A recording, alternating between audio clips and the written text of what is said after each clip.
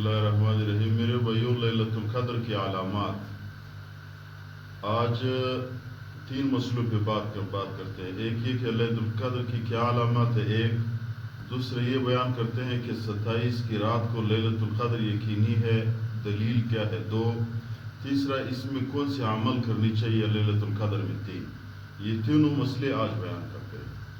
پہلا مسئلہ یہ ہے میرے بھائیوں کہ لیلۃ القدر کی علامات کیا ہے، انسان کو کیا چیز نظر آ جائے کہ یہ سمجھے کہ بھئی یہ لیلۃ القدر ہے۔ فقہائے کرام نے لکھا ہوا ہے کہ لیلۃ القدر کی سب سے بڑی علامت یہ ہے کہ وہ عام لوگوں کو پتہ نہیں چلتا کہ یہ لیلۃ القدر ہے۔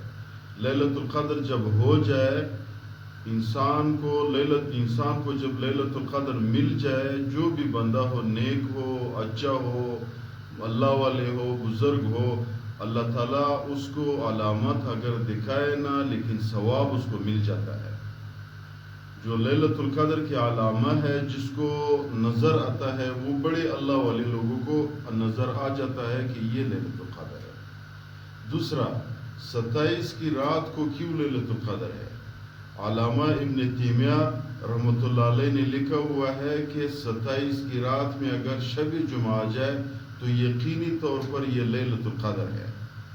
فتاوی قاضی خان اور عالمگیریہ میں یہ بھی لکھا ہوا ہے کہ 27 کی رات کے بغیر اگر آپ ختم قرآن کریم کرتے ہو تو یہ نامناسب ہے، کیونکہ 27 کی رات شب قدر ہے، تو شب قدر میں ختم قرآن کریم ہو جائے تاکہ قرآن کریم کی ثواب آپ کو کئی گنا زیادہ مل جائے۔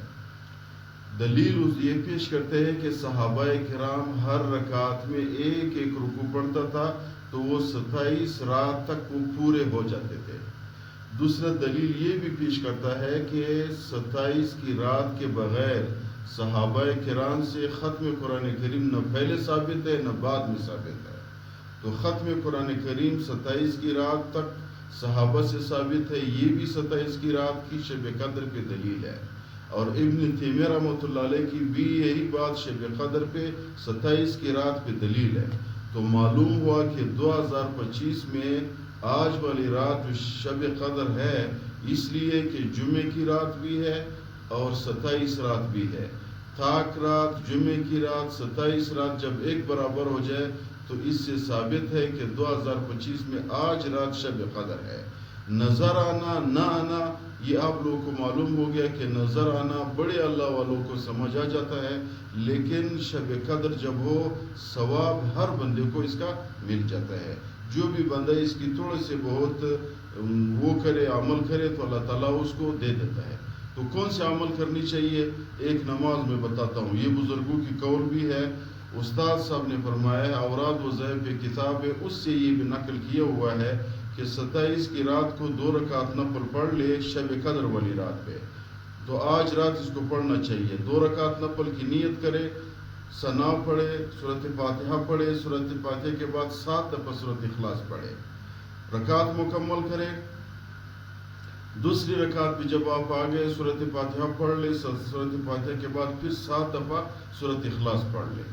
پھر جب سلام پھیر دیا، سلام یعنی رکعت مکمل کرے، تحیات پھیرے، سلام پھیرے، سلام پھیرا، پھر 70 دفعہ سورۃ استغفار پڑھے۔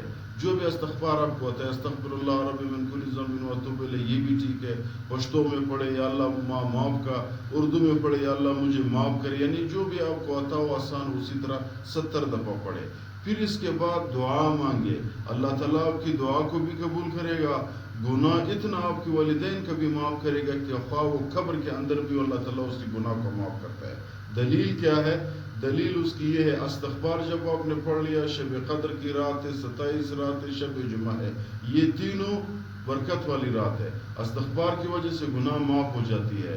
اور دوسرا دلیل توحید ہے کہ بھائی علماء نے لکھا ہوا ہے، اوراد وظائف کی مصنف صاحب نے بھی یہ لکھا ہوا ہے کہ جو بھی بندہ شب قدر کی رات یہ نماز پڑھے، آئندہ سال تک اسی رات تک اللہ تعالیٰ اس کو شرک سے بچائے گا۔ کیوں؟ دلیل کیا ہے؟ دلیل سورۃ اخلاص ہے۔ سورۃ اخلاص میں توحید ہے، اللہ صمد، اللہ بے نیاز ہے، لم یلد، نہ کسی سے پیدا ہے، ولم یولد، نہ اللہ سے کوئی پیدا ہے، ولم یکن لہ کفوا احد، نہ اللہ کے ساتھ کوئی شریک ہے۔ توحید سے ثابت ہے تو یہی بندہ پورے سال اللہ تعالیٰ شرک سے بچائے گا، اور استغفار کی وجہ سے اللہ تعالیٰ اس شخص کو گناہوں سے بچائے گا، اور اللہ تعالیٰ اس شخص کو حادثاتی موت سے پورے سال بچائے گا، اور اللہ تعالیٰ اس نماز کی وجہ سے اس شخص کو پورے سال غیب سے رزق دے دیتا ہے، مخلوق کی محتاجی سے بچا دیتا ہے، مخلوق کی شر سے بھی بچا لیتا ہے۔